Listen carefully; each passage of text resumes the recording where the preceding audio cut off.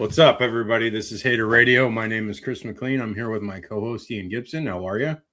I'm doing really good. So this is not the second to last show, but the third to last show of the year.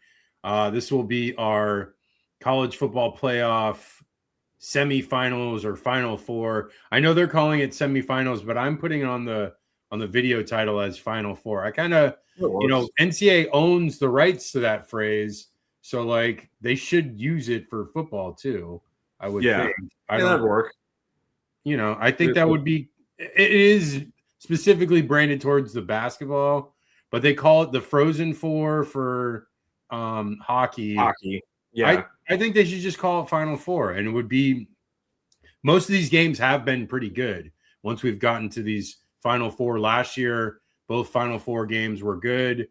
I feel like that's the case with these two. They're pretty evenly matched teams. I like Indiana a ton. I think they're definitely one of the best balanced teams in the country, top to bottom. I think their talent composite is not that high, but because of their totality of them collectively, I think they make themselves a better option than some of these other teams. But again, Oregon's a really great team. Miami's playing great right now. And Ole Miss is on fire, especially after that great win against Georgia. So let's get into it. We'll get into the first game we've got here is Miami and Ole Miss. This is in Arizona for the Fiesta Bowl. So, Ian, I want to hear your thoughts first, and then I'll give my thoughts. So this is kind of a clash of two styles. Obviously, Ole Miss with their high-powered offense, and then Miami with their high-powered defense.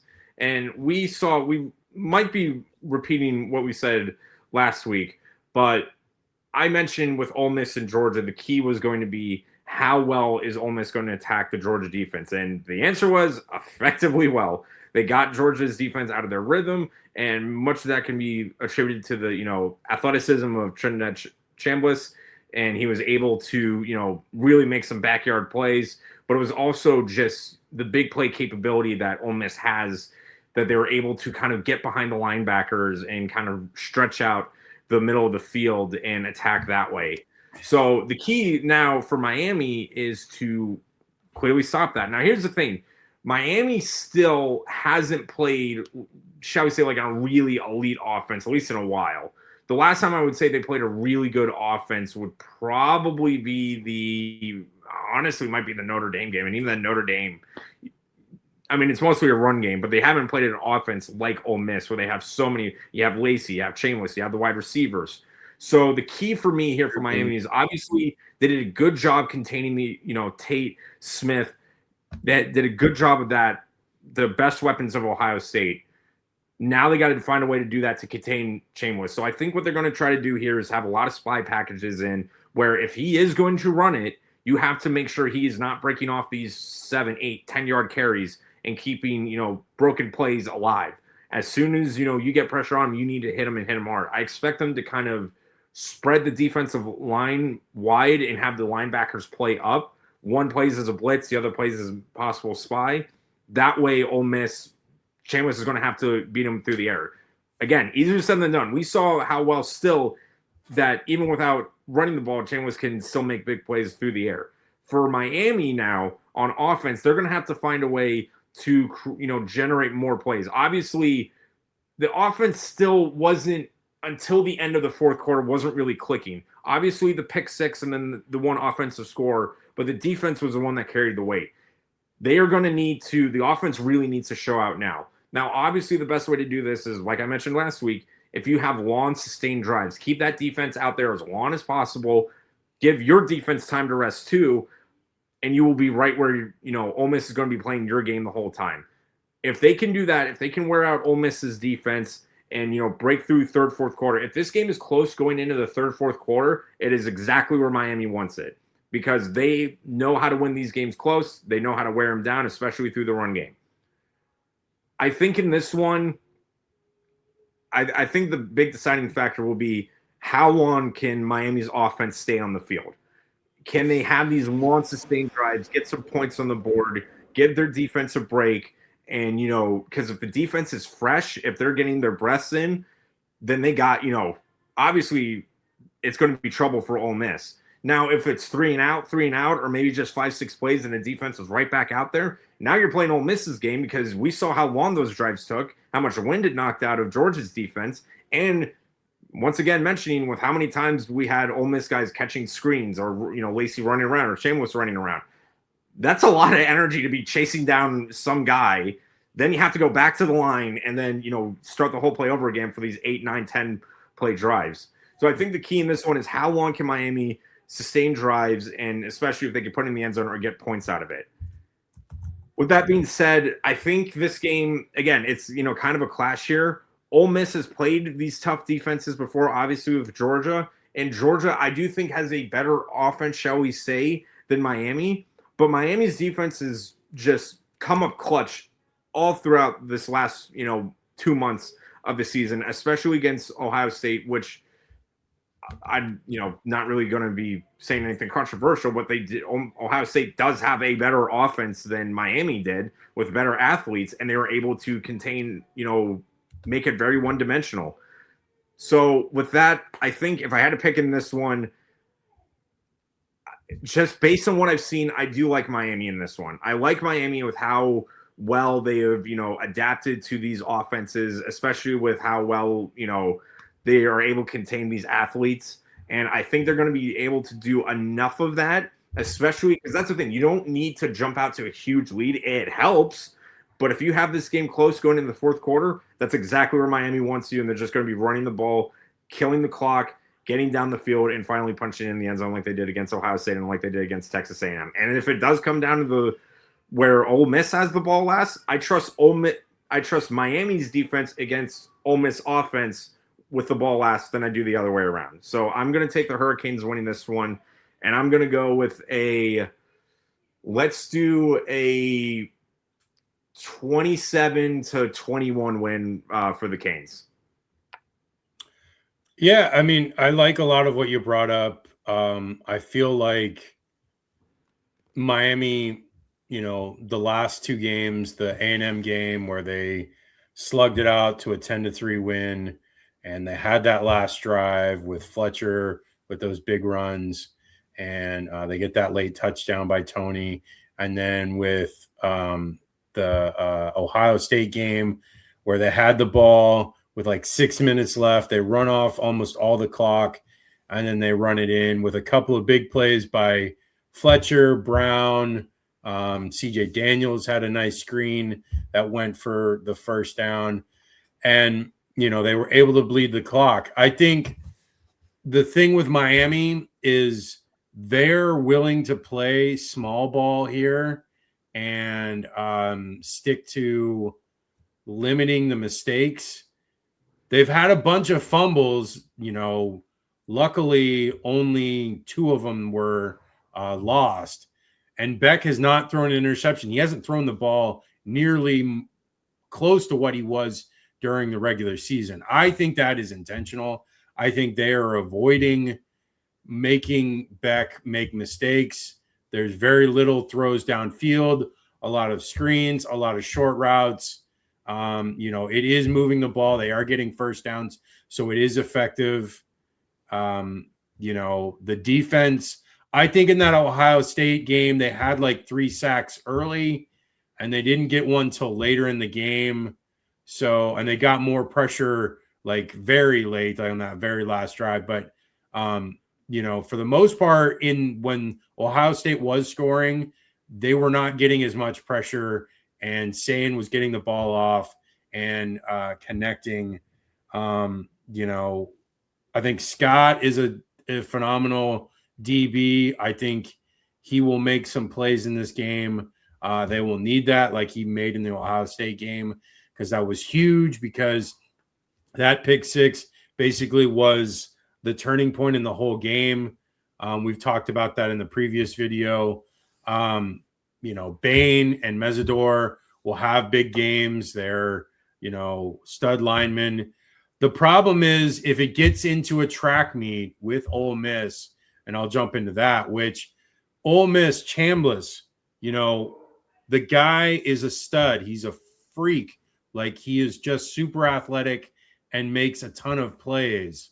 I have not seen them in most of the year struggle to score points, maybe outside of like the Florida game, which that one they struggled, but they still ended up winning by 10.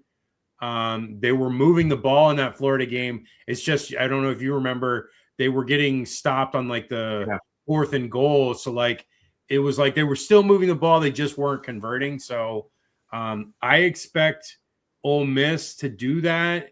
And if they do that a ton, then this game could be hugely favoring Ole Miss. But if we've seen the last 3 games, our last 2 games from both these teams, Ole Miss's defense struggles immensely. And not that Tulane game, but specifically, Georgia was able to score points. They're able to move the ball a ton on them in both games that they played Georgia. Even Florida was able to score points on Ole Miss's defense, which I think Miami's going to be able to score enough points. If I feel like it's similar to your score, I think I'm going to be maybe like a 27-24 game. I like Ole Miss's field goal kicker a ton, but Miami's kicker has gotten better. He had the struggles against Texas A&M, but that was outside in the wind. It's indoor in the Glendale Stadium, whatever the name is. Who knows? I know it's in Glendale, Arizona. So it should be no conditions that'll be bothersome to the kickers. I expect both kickers to have a good game. I expect, Miami to do enough on defense to withstand Chambliss in their attack. Even though I like Chambliss a ton, I feel like Miami can do enough on defense to thwart them. And then Miami will score enough because Fletcher, and we haven't talked that a ton. The one thing that I probably have noticed is Fletcher is amazing, just gets like huge runs when needed, when called upon. He had a monster game against Ohio State. He had 90 yards. He had a huge game against Texas A&M. The one thing that's missing for this Miami offense the last couple of weeks has been Tony. Malachi Tony has been completely nullified. In that Ohio State game, I mean, he had, I think, he had 3 touches. No, more. Sorry. He had 6 touches for like 20 yards. And he had those 2 fumbles. He got lucky that both of them went right back to him. But his punt returns didn't really do much as well. So he was almost non-existent. That is going to be something that they need to have in this game if they really want to compete, which I actually feel like he should have a good game because I don't think highly of Ole Miss's defense. I feel like Tony is probably the difference maker in this game that he hasn't been in the last 2 games.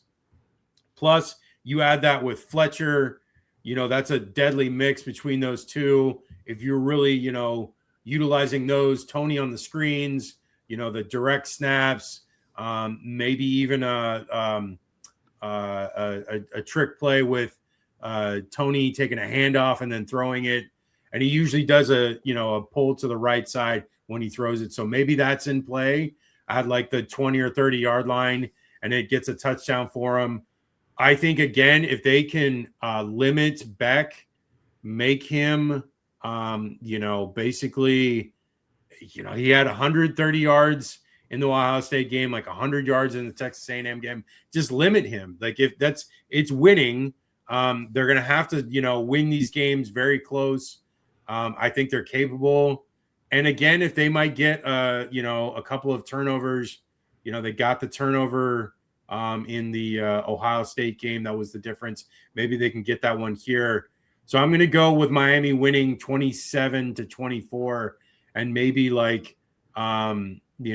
Miss has the ball last and similar to what a couple of these games where they need to get down the field quickly, and Miami does get the stops by getting QB pressure and maybe some sacks there in Chambliss. So yeah, Miami wins. We both have them winning. So anything else? Yeah, the last thing I wanted to mention, I was doing homework on the game, and I wanted to confirm that, but this is true.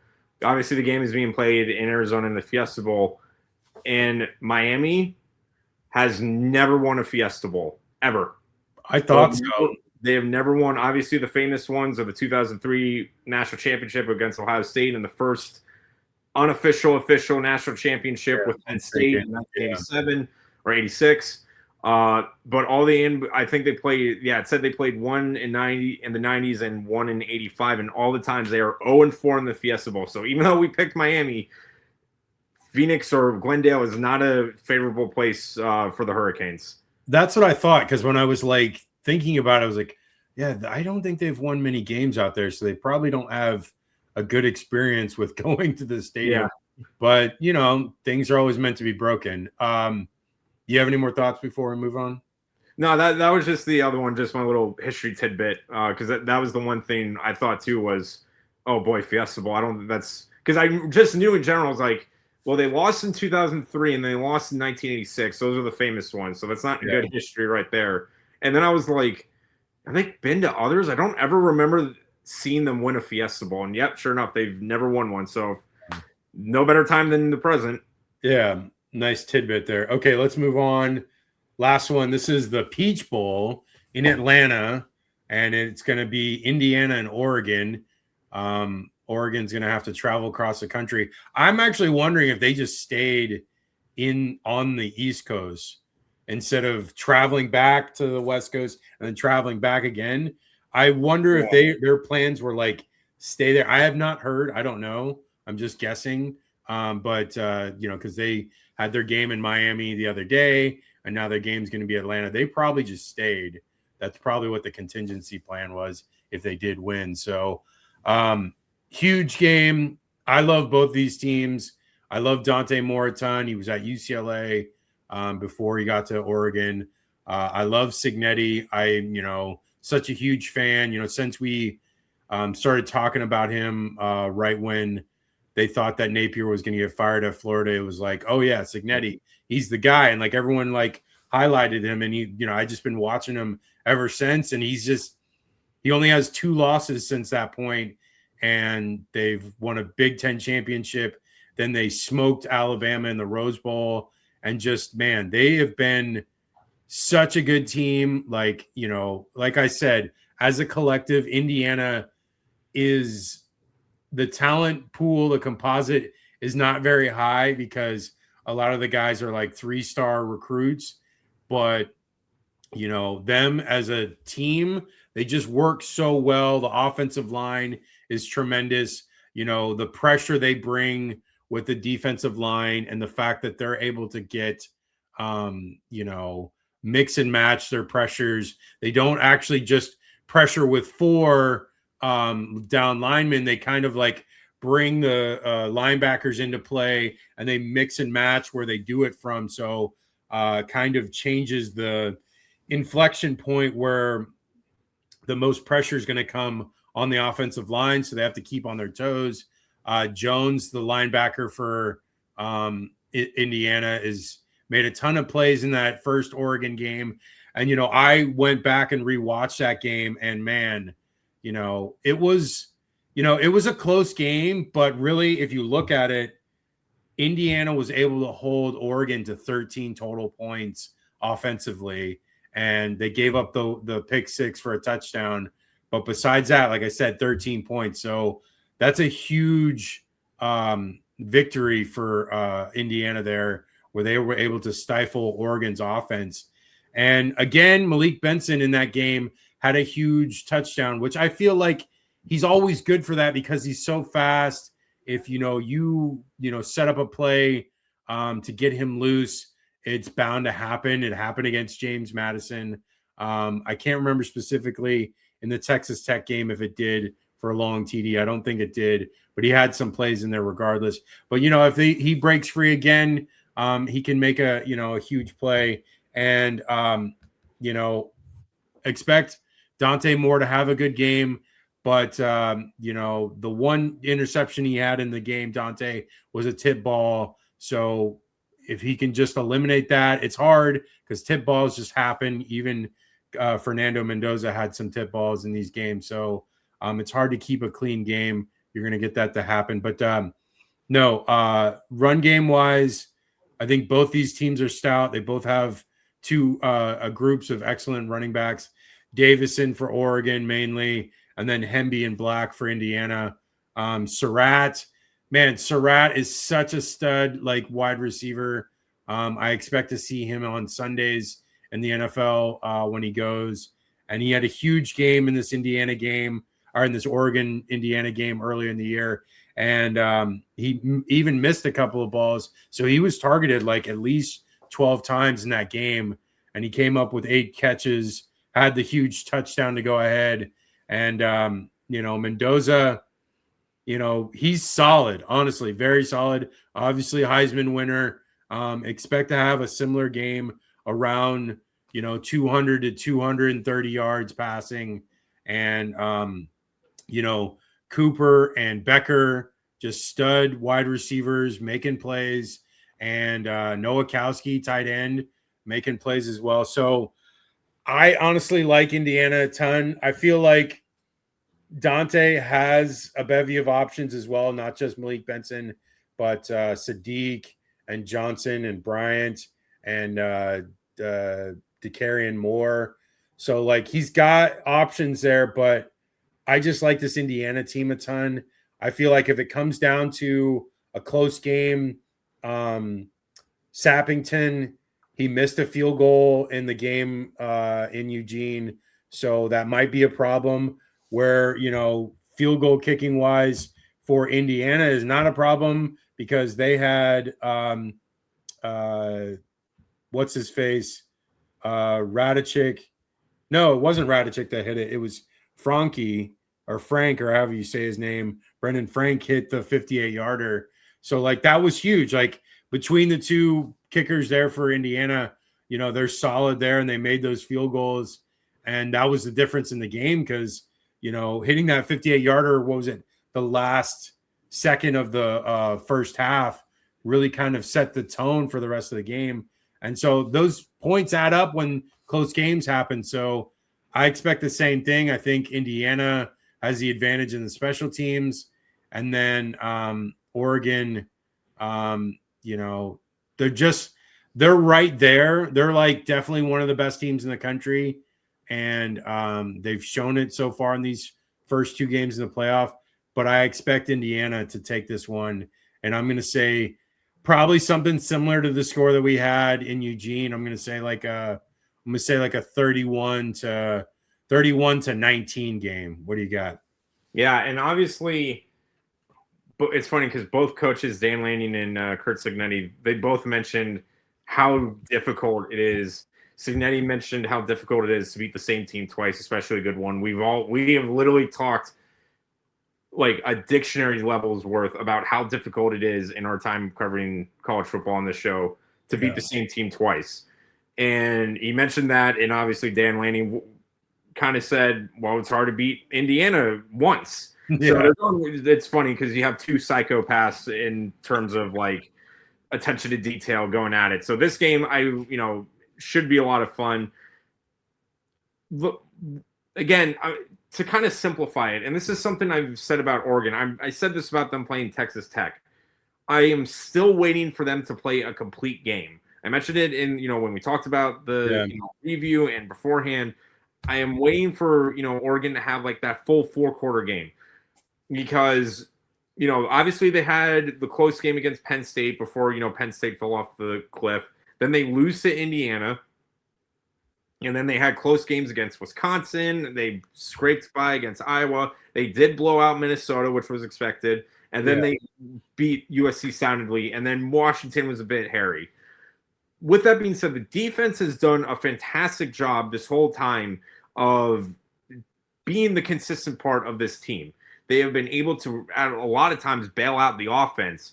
and make sure that, anytime, maybe more made an interception or there was like a 3-and-out, the defense would pick up right where they left off.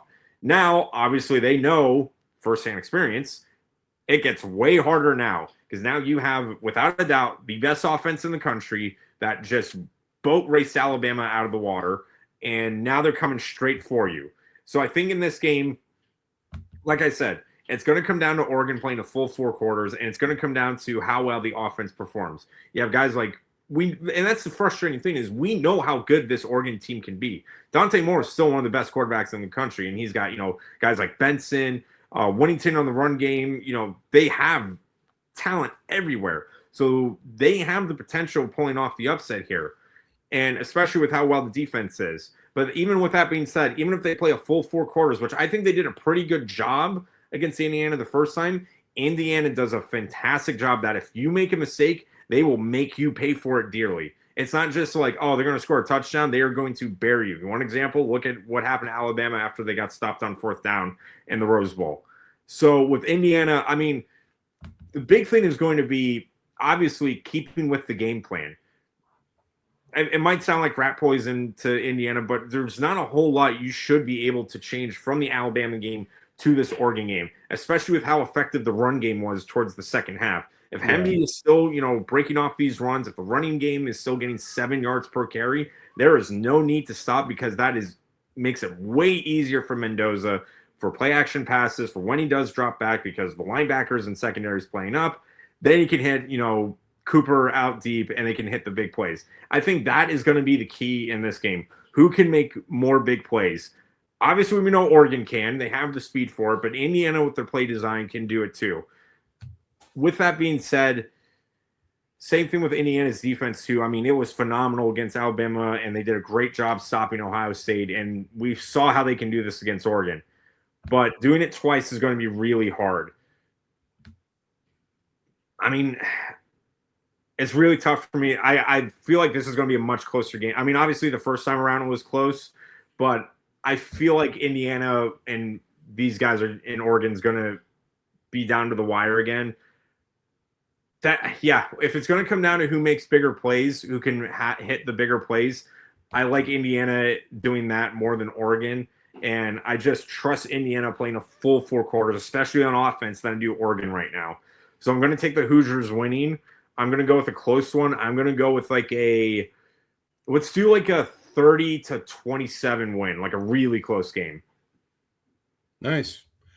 Do you have any more thoughts? I think I'm done as far as like previewing this. I don't have anything else more to add.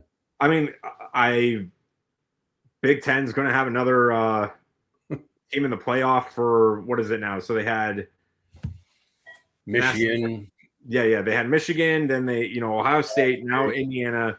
So that's 3 years in a row they'll be in the national championship, and now the SEC's last hope is Ole Miss.